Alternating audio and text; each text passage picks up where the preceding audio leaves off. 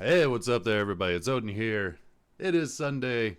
It's been it's been 2 weeks now. I didn't do one last week because I was moving into my new house, and we're finally starting to feel settled. It does take a little while, but I do have the map of the world, the backwards world, that I used to always have behind me when I streamed. It's not as close. Before at my old place, it was like my office area was like a tiny hallway thing. So my backdrop was like right behind me, and that map was just like right up close. But now it's a little further back. No big deal. But but it does feel like home having that map up. Um, but last week I was just getting into the place, so I didn't do a video. I was just kind of beat and. But this week, like I said, kind of finally settling in, and it feels good. Feels great to have kind of my space and have my desk back, so I can get back to drawing. And so we got lots of things to talk about. If you're curious about Kill Them Dead, Broken Compass Entertainment, what we got going on right now. You may know, you may not know, you may care, you may not care. I don't know, but the Kill Them Dead campaign ended and it closed. I believe Friday, a couple days ago, anyway. And after talks with James and Sebastian, we just decided that it'd probably be best to just because we didn't get really as close to our funding goal as we needed to. It would probably be best just to refund the backers, regroup, and take another stab at it come next year.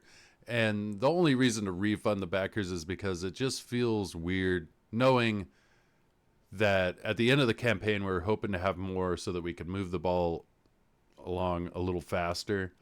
And knowing that how daunting the overall scope of the project is for various reasons, that it was going to take quite a while, and we didn't want to hold on to people's money while we kind of figured our shit out a little bit more, because the timing of the campaign was horrible. These aren't, I mean, they are excuses, I guess, but they are what it is, you know. Like we all three of us had very big changes, and still some to come. So, like, right during the campaign. So, me moving across the country, I've talked about it very much. You know, going from Washington State down here to Missouri, starting over in a lot of ways. New job, new city, new house, new everything. And, like, all the new furniture, all this other shit. You know, I'm just, like, starting over. And all of that in the midst of launching the campaign. And then James going through some similar changes with, like, a new job, and Sebastian had some changes as well, and he's got some coming up as he's about to move into a new house at the end of the year. So we were like, kind of like, yeah, we just really bad timing for all of us to really be promoting and doing everything we can for this project, even though we believe in it 100%. We love it, and we tried, but you know, it was hard, and time was really a hard commodity to come by. So what we're doing is, like I said, refunding the backers, who we're very thankful for, and you know, obviously hope and believe that maybe they'll return when we relaunch. But we're going to regroup, kind of look at things, our best strategies, what we can do after, now that we can feel a little more settled, you know, and Sebastian will feel more settled at the beginning of next year. But one of the bigger things was, you know, James, Sebastian, and I, we are invested in this company, and that makes us extra invested in this project. And we are hiring out the penciling and layout duties to different pencilers, and for various reasons that just wasn't working out. And so, after much deliberation, we decided, for one, it's cheaper because I'm slave labor to my own company and to our company. And two, it's easier to keep, I guess, quality control and creative understanding going forward to have me do the pencils. So that is what you're seeing on the screen here. A new page of Kill Them Dead pencils, which will then go to Skunk Artworks, Sebastian, and he will add the finishing, the inking and the colors, and I'm very excited to do it, and I love it. I'm having a blast. It's been, I will say this, it's been a long time since I tried to draw, like, really draw a page in pencil. Every time I draw in pencil, I'm always setting it up to ink. I'm like waiting. I can't wait to get into the inks because I'm like, that's the finishing element. And to draw a page that is, knowing that it's like, this has got to be pretty much of, even though Skunk's doing the finishing, it's got to be a fully fledged penciled page. And so that was fun. I was actually enjoying it more than I thought I would because I'm not really a fan of pencils. I love ink. I really prefer drawing in ink as much as possible. So now I would always do pencils. I would do under drawings and get everything organized and how I want it to look, but it was always subject to change in the ink. I was able to finish the drawing. But yeah, so anyway, I'm enjoying how it's turning out. It's a lot of fun. We've got our main character, the Husk. We've got the formation of the Rat King. We've got broken chains, kind of like broken compasses, but broken chains.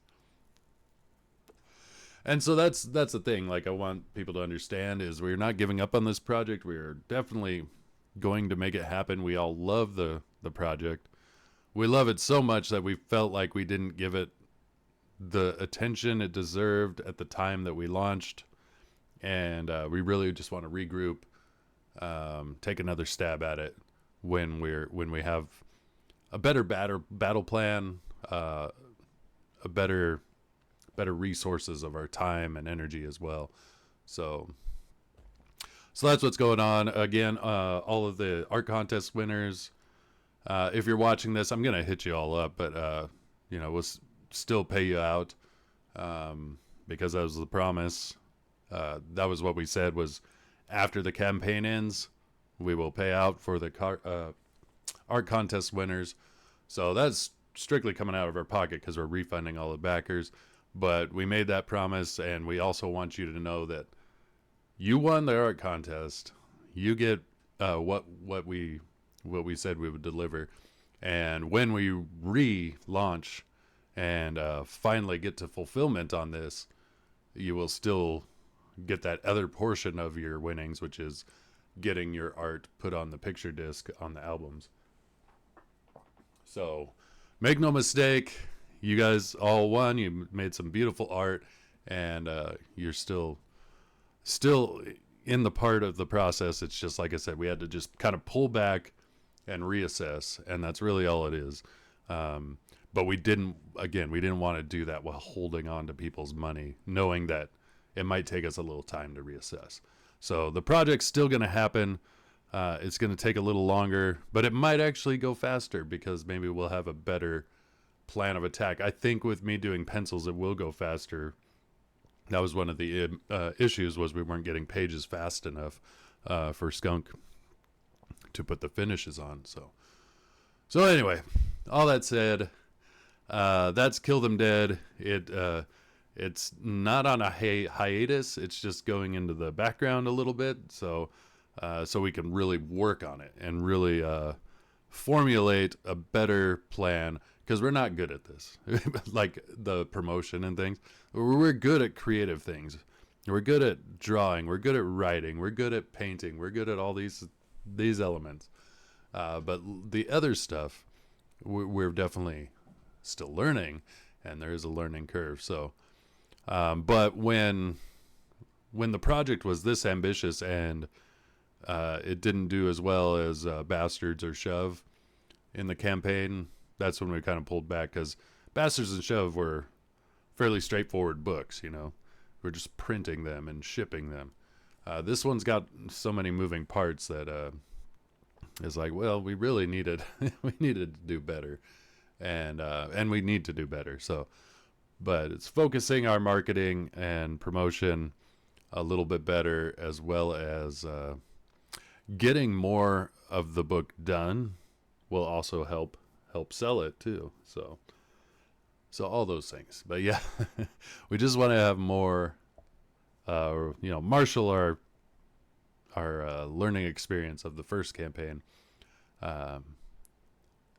and take another stab at it next year. So that's what's going on with Kill Them Dead. What's going on with Unconditional Shove 2 is that it is its progress is going to be slightly hindered by taking on the penciling duties. That is a reality. But I was just on the stream with Jason Baskum, Get to Know Your Creator, with him and Angela Curry. Great people, love hanging out with them. Second time going on Jason's show, but I've hung out with them on streams many times. And that was where I kind of explained this. But I was talking about how, yeah, it's great. It's fun doing like pencils. I haven't done it in a long time, like I said. Just drawing in pencil, like fully.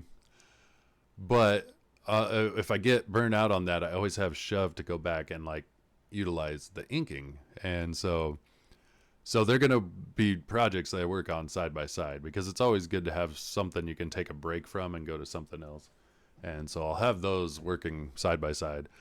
It's going to delay the progress on both of them in theory, but I'm thinking I can do penciled pages faster than Sebastian can do the inks and the colors.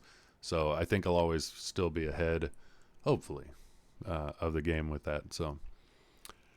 So yeah, but the progress should go faster for Kill Them Dead, and we'll go slightly slower for Unconditional Shove. It's just the reality. It's hard.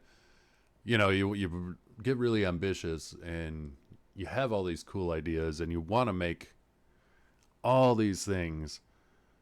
But if you have to reach outside of house and hire people, you're paying for it, and you're subject to their work. And it makes it really hard.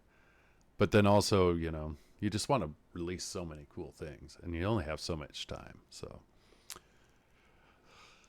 all that to say, that's kind of what's going on with these two projects. I'm still planning to sometime next year. I don't know exactly when, but make the trip out and record some more vocals. We've got a couple songs. I want to get a few more, a stockpile, get out there and just have more ammunition to help promote and just be closer to the finish of the book. But again, I can't overstate this, is that just because the campaign closed and we're refunding everybody does not mean we are not doing it. And I wanted to show this page to let you know, like, no, I'm busy drawing. I'm going to keep busy drawing. You know, it's we're still doing this. I'm still planning to go record some more vocals. And all of that to just kind of like have a better push. So that's that. Like I said, went on with Jason today. It was great. I'll put the link to that interview in the description.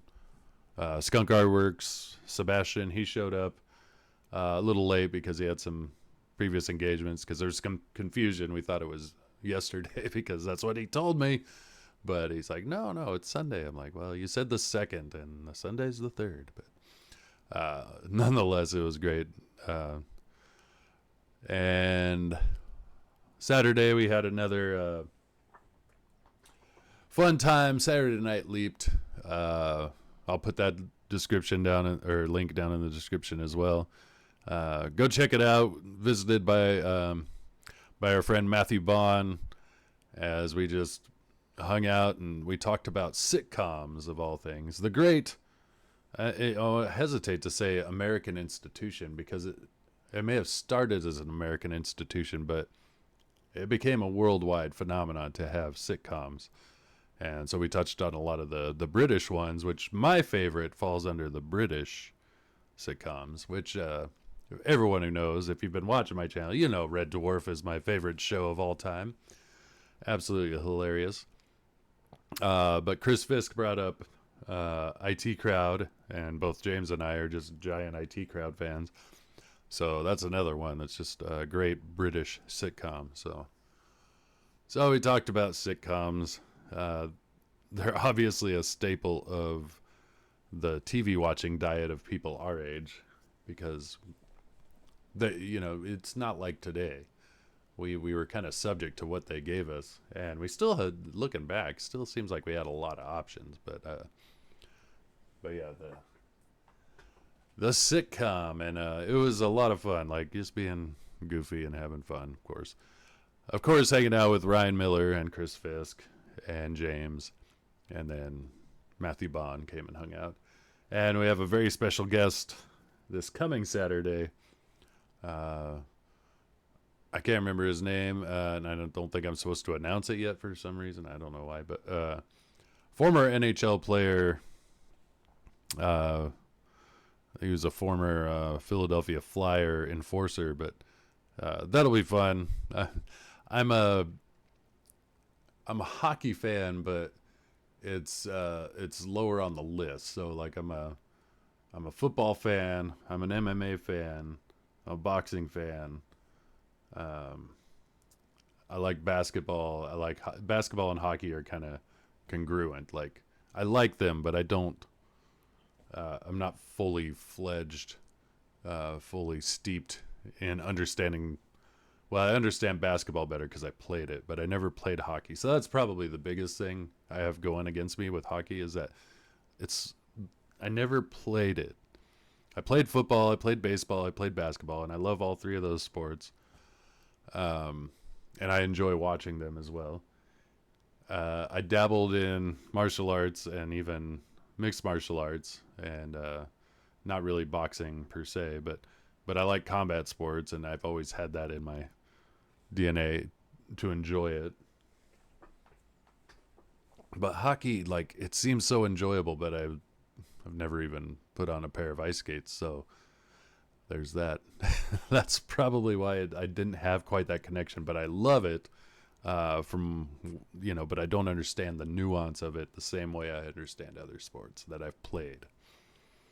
But that said, I'm sure he's got some great fucking hockey stories that he will regale us with in a very vulgar and hilarious anecdotes.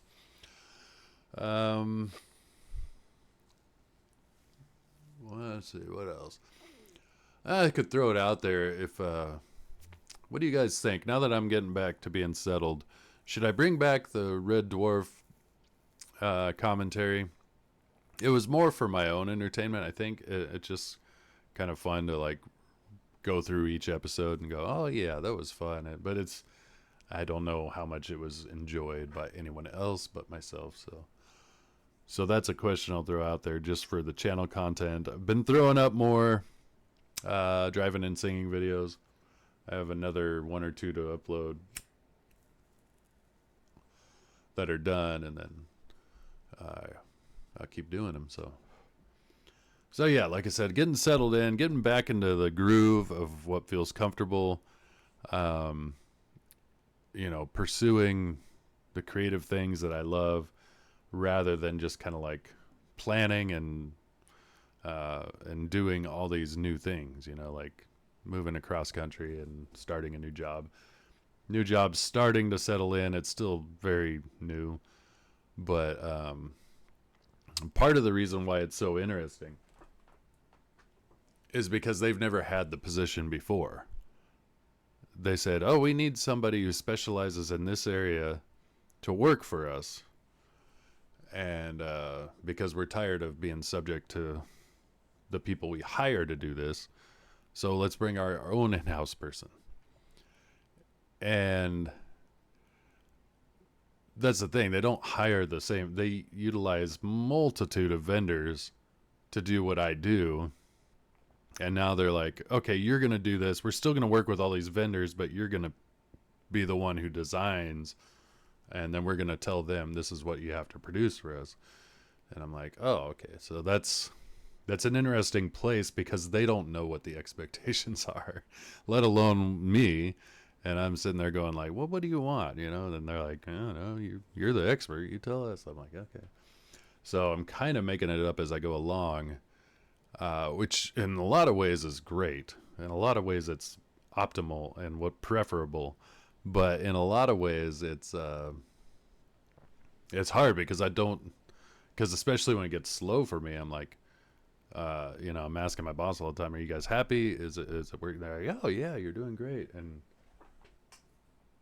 so I just have to take that on face value because sometimes I'm like, I, I also want more work. I think they thought they had like a ton. They're like, we have so much going on, and I could see it getting to a point where I'm going to be overloaded, and I'm going to have to kind of say, all right, your priority, you have to sit in the back for a bit and really balance that out. But right now, they're like, hey, we got this new project, and they're throwing it at me, but I'm able to turn it like instantly. So then, like before they've got the request into me, I basically got the answer returned to them, and they're like, oh, well, that was fast, here, let's throw a bunch of other shit. And it's like, okay, those are back.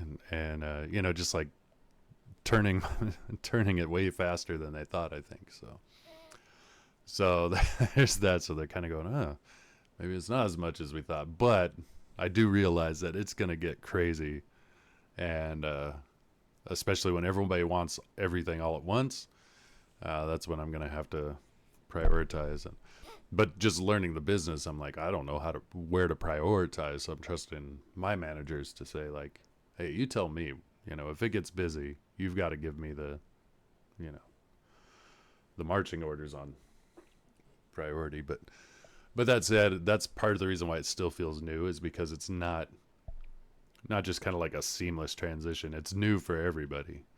This entire organization that I work for is just new for them. So, but they're really cool. They've been great. And, it's been kind of mixed because it's such a big place. What's weird is if I worked in a close proximity with a couple people, I would make friends pretty easily. But in such a big place, I just kind of like assimilate and I just kind of ghost into the organization. And so I haven't really like hit it off with anybody or had like any friends. Like my boss is really cool, but he's kind of like me. He's kind of isolated as well. So I don't know. But that's been interesting because I'm like, yeah, it's a new city. It'd be nice to like get to know somebody and have like a friend here. But at the moment, I don't really have any friends here or anybody that I know. So it's pretty lonely. No, it's just kind of like it's just weird because even in Spokane, like I wasn't a socialite by any stretch, but I had some friends. So every once in a while, I could be like, "Hey, you want to get together?" You would see these friends every once in a while, but here it's like no freaking anybody but my ex, and she doesn't even live that close. It's nice when I got the kids, and all of a sudden it's like, hey, people.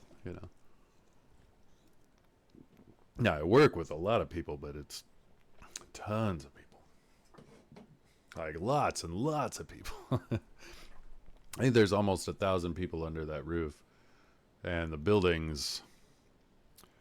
I think it's almost 200 or almost 2 million square feet. It's a giant building and lots of people. And so you really do. You just kind of assimilate. And I'm used to working in an office with like 5 people or something and getting to know everybody. 5 to 20 at the most. But now like 1,000. It's like, so I see these people and I don't know the pecking order. I don't know who's who. You could walk by somebody and they could be like one of the most influential, important people in the business. I don't know. They could be the janitor for all I know, and I don't know the difference except for maybe how they dress. Except it's kind of, it's Bass Pro Shops. It's not kind of a non-pretentious. So even the higher ups probably don't look that much different than anybody else. So who knows? But that's it. It's still good. But anyway, it does feel nice to get settled. Next step, maybe find a little bit of a social life, but I'm going to be so busy drawing and working on things. That'll definitely occupy my attention. And I always got streams. I got friends. I got you guys out here in the interwebs, in the blogosphere, as Norm Macdonald would call it. But yeah. I think that's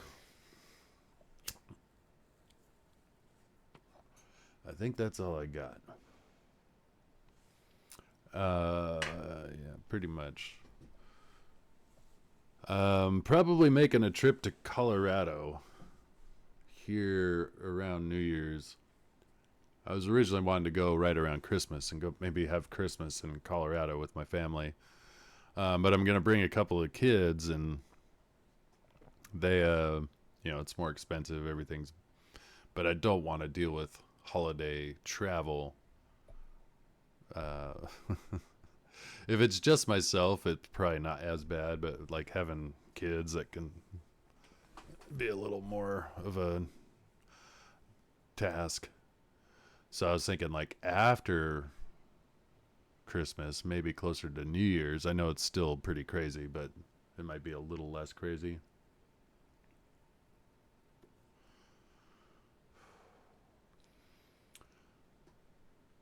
And that's all coming up really fast. I've also got a birthday for one of my daughters here coming up real soon. So outside of moving into a new place, buying all this new furniture, and then also I'm like, I need to get a truck. I sold mine before I moved, and I'm like, I need to get a truck. But with everything happening, it's like I've just watched money just disappear. And I'm like, it's cool being in a new house, but man, money just disappearing. So I'm like, you need a new truck. I'm like, yeah, but I don't want to watch any more money disappear. That's a real issue. But I was thinking if I got a new truck, maybe I would just drive to Colorado. It's not that far. I'm definitely closer than I was when I was in Spokane. It's like I could do a solid drive and get there in one day. But I don't want to do that in my car that I have right now, especially because in the midst of that travel, you can run into all kinds of different weather. And I'd rather have a truck, even though trucks don't do that much better on snow and ice. I mean, they do better in snow, obviously, but ice, forget about it. Nothing does good in ice. Ice sucks. So I don't know. Maybe a little later than New Year's. But I do want to get out there. I've got a friend I need to go see. For reasons, but a couple friends I need to see for reasons. But anyway, I'm just trailing off here. I'm gonna wrap it up. Thank you for hanging out. Like I said, Kill Them Dead is still going. It's just it's gonna go into the shadows a little bit for a bit while we regroup and reformulate and come back with power. And then Shove 2 is still a thing. It's still working on lots of cool stuff coming with that. But that'll be just sporadic as well. So, but I'm a busy guy, and like I said, the new job, it's awesome. It's new, but even still, it just takes a little more brain energy than previous. When you've worked somewhere for a long time, you can coast a little bit, and your brain's ready to do other stuff. And at a new place, you're just like learning a lot and just engrossing yourself in this new environment. It's a little more draining. And then plus I just work more hours at this job. So But even that, it's starting to feel like a bit of a groove. Like I'm starting to get settled. And I just want to get working on stuff. So, but we're getting there. Anyway, outside of that, you know what I'm going to say is whatever you're facing in life, you know, you got big things happening. And I'm sitting here talking about all the changes and sweeping changes and stuff like that. And everybody goes through that at some points. And, you know, you may be going through it now. You may be coasting. You may be in just kind of a rut. Who knows where you're at. But the thing you want to do is always face everything with confidence, courage, strength, gratitude, a spirit of thanksgiving. Like we just had Thanksgiving. I love Thanksgiving for that. The spirit of gratitude and thanksgiving. Humility. Always be humble. Like, as much as I say, you know, approach things with confidence and power, it's like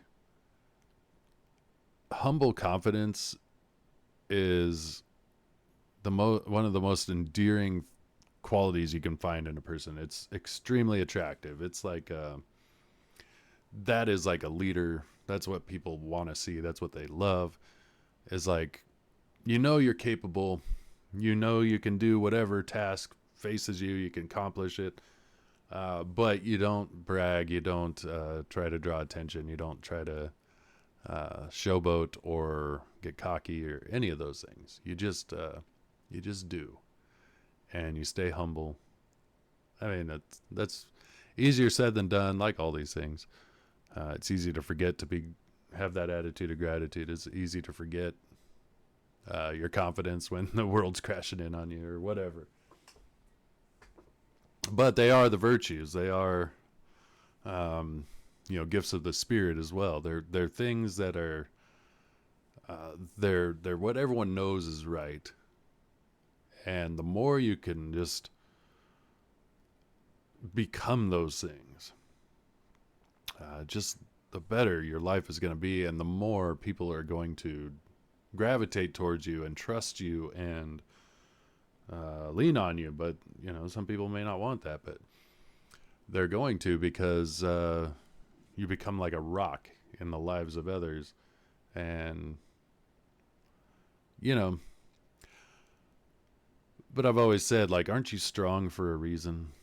You know, whenever like somebody's leaning on you really heavy, it's like, yeah, but I'm strong for a reason. You know, it's to help others. You know, it's like I've gone through a lot of shit. I've learned a lot of lessons. I try to stay humble. I try to do all these things. I try to do all those things. But the reason is not just so I can feel good about myself or to try to sway the karmic pendulum. It's because I am a citizen of the world, and the world's a better place when everyone acts that way. But to help everyone along, you know, your strengths should shine in such a way that they're beneficial to others. And we're all in this world together, and the more we work to make the world a better place, the better it is going to be. But it's really hard to get past selfishness. It's almost impossible. And I would say it is almost impossible without divine help. But actually, I would say it is fully impossible. But it's a noble pursuit.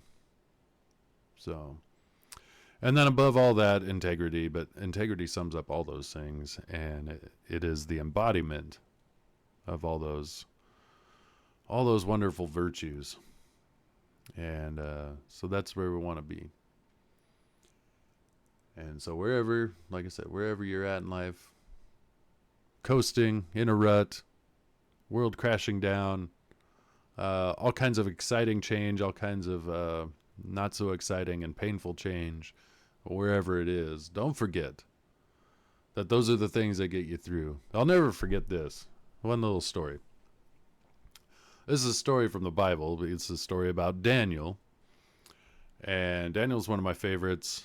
One of the reasons he's one of my favorites was because of his integrity and his marvelous spirit. And some versions say excellent spirit.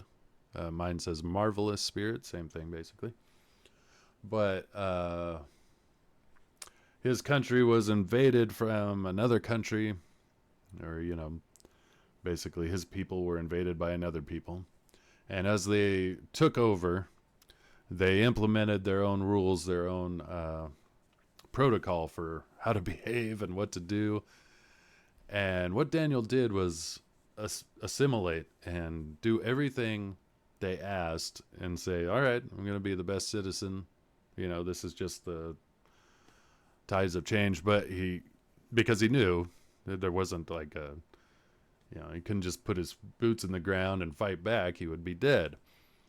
But he was also, he had his integrity, which is basically, I'll play ball with the things that don't affect my devotion to my God, to what I believe is right.